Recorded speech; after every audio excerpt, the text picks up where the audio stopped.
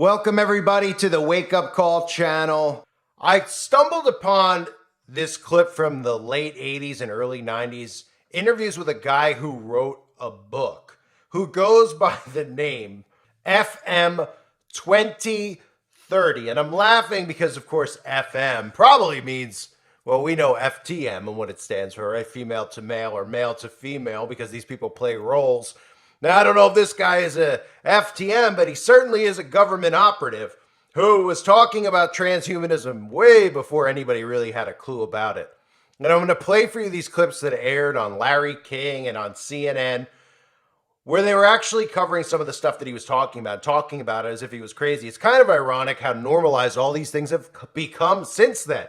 And this guy who is no longer with us, he didn't make it to see transhumanism become the norm, but he's obviously probably cryogenically frozen or already transhuman himself, because clearly he was a government agent at his time here on Earth. He's somebody who I'm covering because he considered himself a quote-unquote global person who was a vegetarian, who would not eat anything that had a mother, all these things that kind of tie in with transhumanism, which is what his book is exactly about.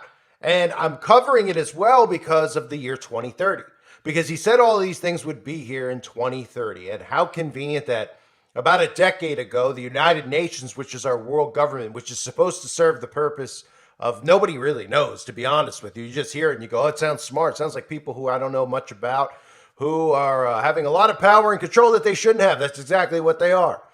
And the year 2030 is very, very interesting because that's the year that this guy is talking about transhumanism becoming normal, becoming established in our culture and our society. And 2030 is the year, of course, Agenda 2030 with the UN, where they've decided to change the entire world and change what a human being is. So this guy is talking about what a human being is about 30 years ago. And look how much of this stuff has become the new norm in the year 2023 going to 2030. His name is FM 2030. Really, FM 2030 is the legal name of a California-based futurist whose original name was much more conventional, FM Esfandiari. Under that byline, his work has appeared in such respected publications as the New York Times.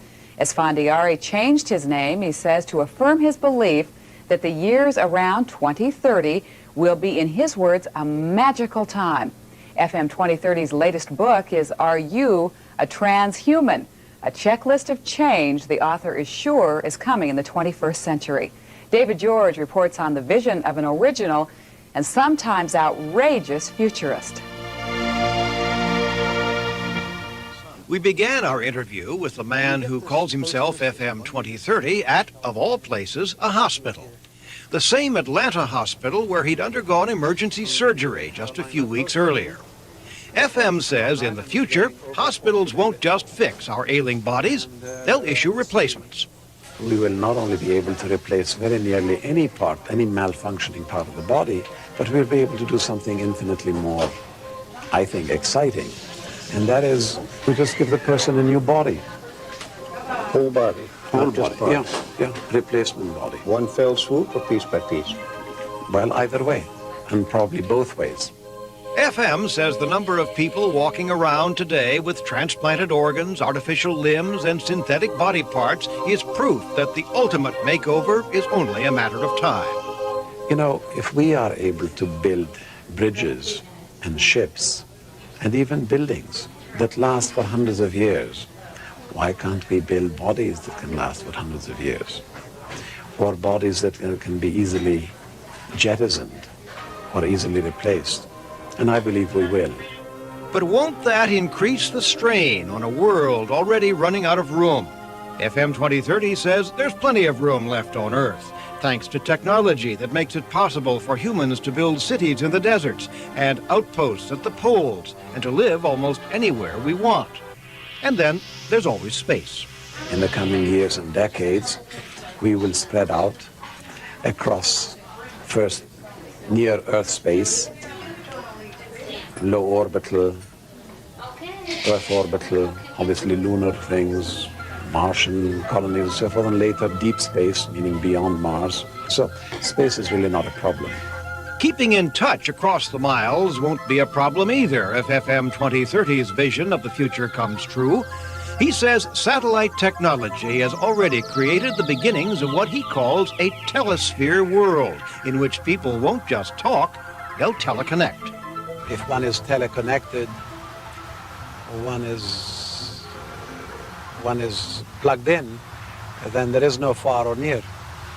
And what this is doing is recontexting the architecture of life on this planet.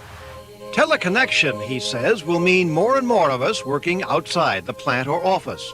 He concedes some jobs, the ones that require the worker to be there hands-on, will still exist, though in fewer numbers, as machines take over more and more of what passes for work in the 20th century. But the need to drive to work every day and spend several hours there and then drive back, etc., that will probably phase out. In fact, I'm sure it'll phase out. Thanks again to telecommunication. Driving anywhere will be easier in the 21st century, FM 2030 says, thanks to cars with onboard navigation systems and highways with computerized traffic control. If that sounds like an old idea, it is. Safe distance between cars is maintained by automatic radio control. It's been around at least since this movie was shown at the World's Fair in 1939.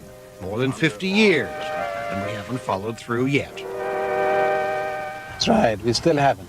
Well, in part because the automobile was not such a heavy presence. It was not an intrusive thing. But now we have reached the saturation point, and I think we're going to begin doing something about it. FM 2030's primer on how to prepare for life in the 21st century contains checklists you can use to gauge how ready you are for life in the future. Though some readers may never be ready for the author's dismissive view of traditions and rituals.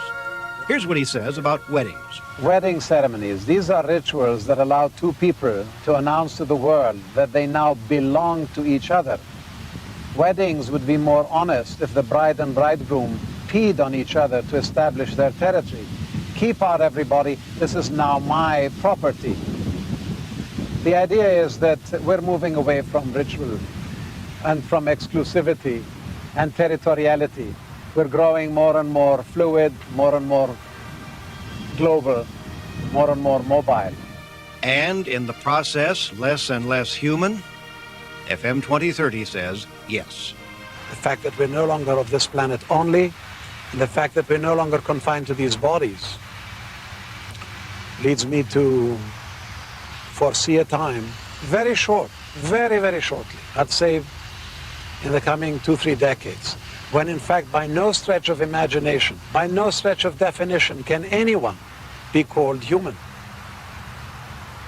We are already trans-biological, trans-solar beings, and therefore we are transhuman.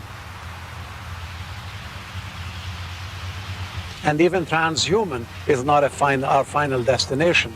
It's just a transitional phase from the human to something infinitely more advanced, infinitely more refined, infinitely more sophisticated, and that is the post-humans of the middle of the 21st century. Is FM 2030 putting us on? Maybe, maybe not. Maybe our grandchildren will find out for sure. See, we're going to tiptoe into the future with FM 2030 next. Don't go away.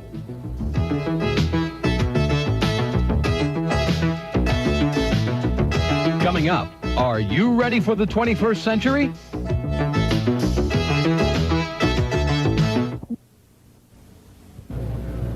Our next guest is the author of Are You a Transhuman? It is published by Warner Books. There you see it's titled, a book that unveils the coming decades and reveals how ready you are to enter them.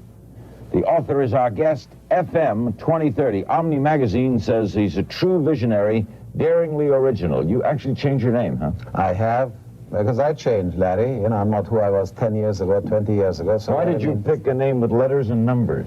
Well, first of all, I'm a person who's not involved in the past. I like to think of myself as someone who lives the future. And I wanted a name that evokes the future, a name that evokes my dreams and hopes and visions. And I thought 2030 was a neat name, yeah. Well, at that time, let's say 40 years from now, a whole lot of things that are beginning to happen now, like, for example, life extension, or space colonization, or solar satellites, the ability to, for example, change season and have sunlight anytime, anywhere. All of these things will by then have crystallized. So it's a very exciting time. You are not saying by taking this name that we will be named that way. No, not at all. I think we will have the greater latitude and flexibility. People will not remain stuck with their old names. But we'll have our heritage. That'll remain. The heritage will remain, won't it? I think we'll be less and less preoccupied with heritage. Already we are less and less hereditarian than ever before. We're more and more future-oriented. It matters less and less where we came from. I mean, we all came from ancestors who swung from trees. But what matters is where we're going. Mm-hmm. What do you mean by the title, transhuman? It means the stage beyond the human. This very day, there are scientists who, through, let's say, biological engineering and genetics and robotics and what we call transgenesis and so forth, creating the beginnings of what will eventually be life forms more advanced, more refined, more evolved than us humans, including ourselves, by the way, Larry. Do you say that if we are not into the computer, we are lost? That we have to be into the electronic age, or we're dwindling? One of the self-tests here, mind you, this book is comprised of self-tests, which I developed, by the way, in my seminars for UCLA Extension, where I teach, and also for seminars for professional people and business people and so on. One of the self-tests asks, you know, what kind of technology do you use? How teleconnected are you? What kind of, for example, high-tech systems do you have in your home? Do you have at work? And if you're not teleconnected, what does that mean? It means that you live a low-tech life. And you're falling behind. Well, it can be, in that it does not maximize your efficiency or your effectiveness. For example, it does not help open up a lot of leisure time. Where in Southern California, where I live, a lot of us are teleconnected. We go to the beach, for example, and we connect from wherever we are. At the beach in Santa Monica or by poolside, and you conduct your business that way. We're going to live longer, obviously. Absolutely. What do you say, 150 years will be?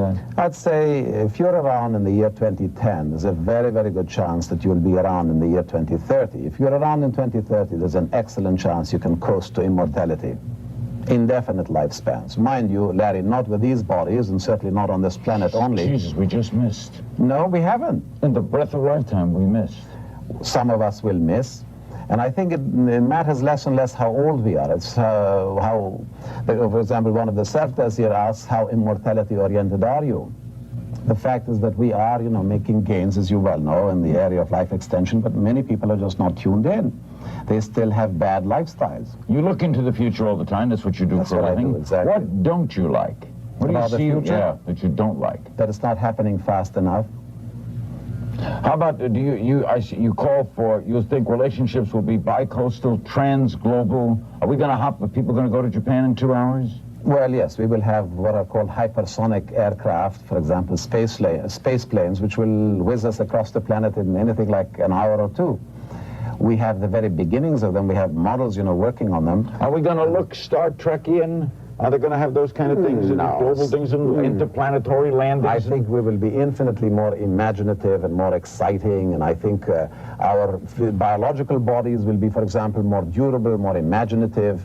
We will certainly travel across the solar system. By 2030, for example, there will be, I'm sure, hundreds of thousands of people living across the solar system. What is this going to do to family and love and relationships? That going to change? You know, it's interesting. A lot of people are very territorial. We're territorial organisms, and although a lot of people accept the fact that there are changes going on all tracks, like in the economy, in decision-making processes, in technology, and values, people have difficulty accepting the fact that changes are occurring in the home as well. And that's where I get a lot of my flack. And one of the self-tests here asks, how family-oriented are you? The fact is that, you know, we are less and less family-oriented. We're less and less impelled by biology, or biological connections, and we're moving toward spontaneity and voluntarism in relationships. We're less and less hereditarian. There's still going to be sex. Oh, absolutely, for a long time to come. Good news, FM. Our guest is FM 2030. The book is Are You a Transhuman? You test yourself about your ability to cope with tomorrow, because it's coming faster than you think. It's published by Warner Books. We'll take some calls. If I say FM, am I calling you by your first name? FM is fine. Let's take some calls for F. That's real intimate. Right after these words. Someone do that.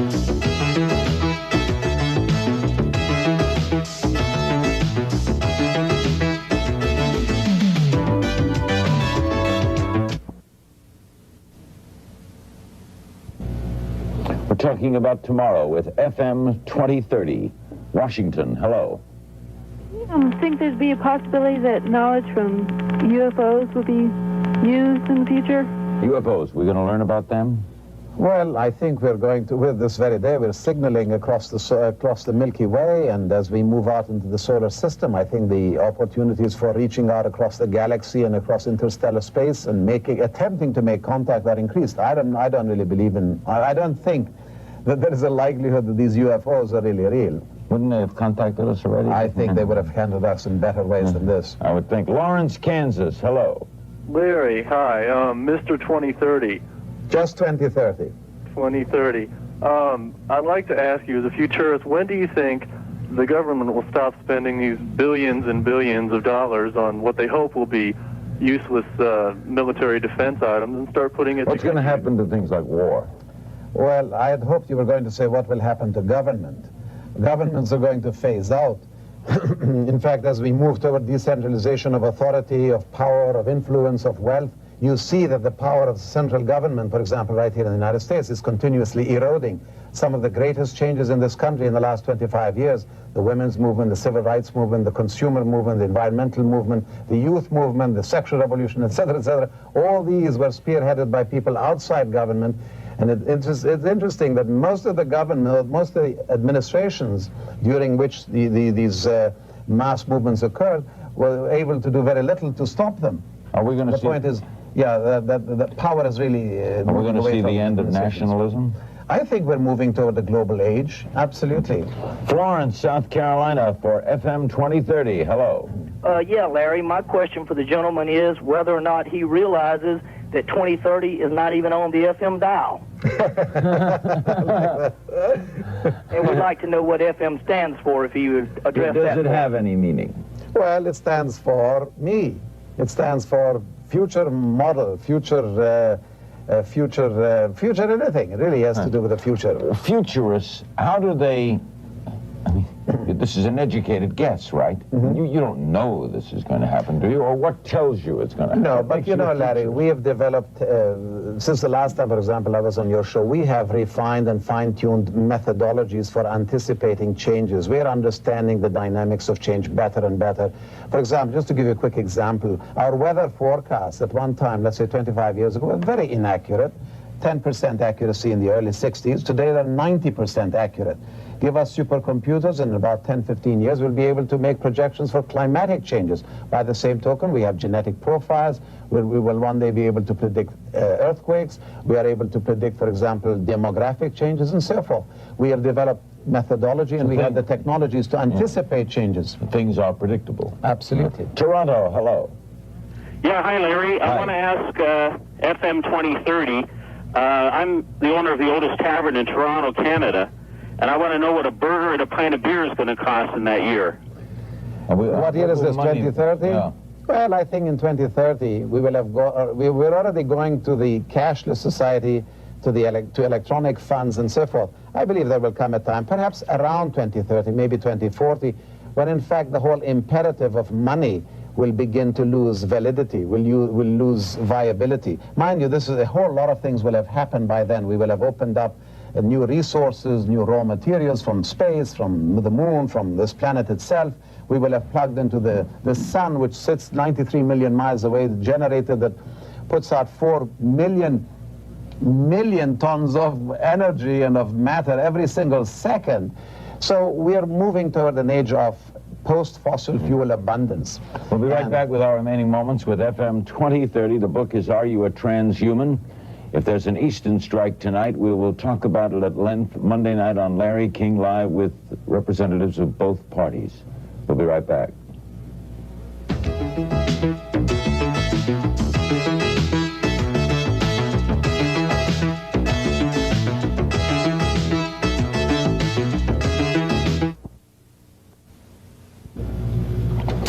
San Angelo, Texas for FM 2030. Hello. Yes, will genetic mutations have an effect on the future?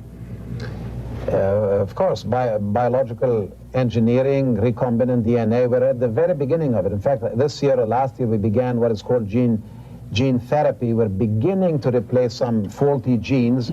Doesn't that scare you? But not at all. In fact, it encourages me because we will be able to correct a whole lot of diseases. We'll be able to prevent a lot of diseases. We're going to create life? We're going to create new life. But you know, we ourselves, many of us, millions and millions of us around, will be around by the time we attain immortality, physical immortality, 30, 40 years from now. I mean, 30 years ago, people like me, we would make projections. There would come a time when there'd be tens of millions of people over the age of 65, and nobody believed us. You know, right. this and now it's already happening. Yeah, exactly. Right. Thank you very much. Thank you, Larry. Pleasure. FM 2030, the book, Are You a Transhuman? The publisher, Warner Books. So that's the new norm. How many things in there could we look at? You can all leave comments in the comment section where this guy's literally predicting the future. Now, of course, he's not predicting the future. The reason he knows this is because this is all scripted. This is all planned. This isn't something that just happened organically. Oh, we're going to get to that point. This is conditioning. His book, the reason he's on Larry King, the reason he's being promoted on CNN, they're all tied in together, right? They get these guys who sound like biotechnicians or scientists and engineers, and what they're really doing is controlling human beings and what they're going to be. Even then warning about how robots and transhumanism would eliminate jobs, and everybody sounds like a great idea. Yay, we're going to lose jobs. Yay, we're going to lose. Humans are going to become the second-rate species unless, of course, human beings merge with technology. And that's exactly where we're headed. And that's, people become so desensitized, they think that it's normal, it's cool. And they're going to be convinced, they're going to be proud of this. They're going to be loving the fact that they have technology inside of their bodies. 30 years ago, you could see the pushback. Now, Larry King, of course, rest in Bagelville, Larry, with your big schnoz. Of course, Larry was on the in because we all know who this stems from, creating the perfect race, right? Genetically modifying human beings. So you can look at some of the clips from those videos and laugh about how dated the technology looks. But the frightening part of it is that they were telling us about this a long time ago. And if you've seen some of the videos I've done even recently, where I put in Metropolis, where you could see even in Metropolis back in the 20s, 30s, 40s, they were talking about this stuff even in silent films about mixing man and machine. And now all they've needed to do over the years wasn't to perfect the science. It was to perfect the mind control of how they could get people to do this to themselves, to accept this as the new norm, and to want this, right? That's what it's been about. Psychologically desensitizing you, convincing you, not about them going, can we do it? Are we ever going to get to that point? They've been able to do it for quite some time. They've been able to clone for quite some time. They've been able to modify human beings for quite some time. Now it's about convincing you to do it. So, coincidence that the guy's name happens to have the year 2030 in it? And of course, 2030 and Agenda 2030 are all about this. That's what it's all about. It's all about, the Great Reset is about resetting humanity. It's not just about the things that I've discussed about killing off the economy, killing our food supply chain, ending the consumption of meat. It's not just about those things. It's about you. It's about changing and resetting what a human being is. And the only way they can do that is by getting inside your body. And the only way they can do that is if you allow them to. And guess what? A lot of people don't even realize that they're already allowing them to. And it's only going to get worse. I thank everybody for being here. Let me know what you thought of this in the comment section below. I thought it was pretty fascinating, pretty funny as well. Always like watching some of those older clips.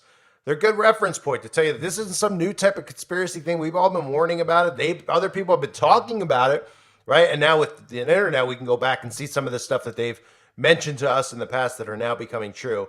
And of course, the year 2030 wasn't by coincidence. It's because he's in the know. His job was to come out and normalize this stuff even 30, 40 years ago, right? They knew 2030 was the goal then, and we're getting closer to 2030. But people will see in the big, why do you even renamed himself to this? Well, he's a government agent. There's no trace of who this guy's real identity even is, right? They name change, some of the stuff even in his Wikipedia you read about him, right? He published a book called Optimism 1, as in One World Global Government. Started going by the name FM 2030 for two main reasons: to reflect the hope and belief that he would live to celebrate his 100th birthday in 2030. Secondly, and more importantly, to break free from widespread practice of naming conventions that he noted as a collectivism mentality. Yeah, this won't be a collective mentality. It's only be a hive mind. All these people who are connecting themselves with technology.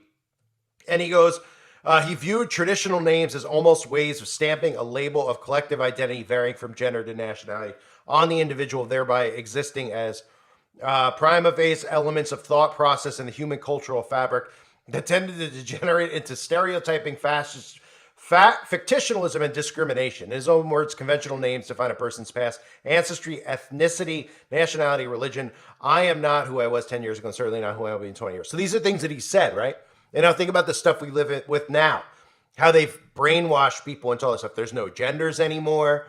You know, you could change your name. You know, there's, you know, names can't be based on gender. This is all stuff that they've tied in. This has to do with transhumanism. It's more, you know, it's more than what we hear from like the Daily Wire talking about, you know, trans culture and all this stuff, culture wars. This isn't about culture wars.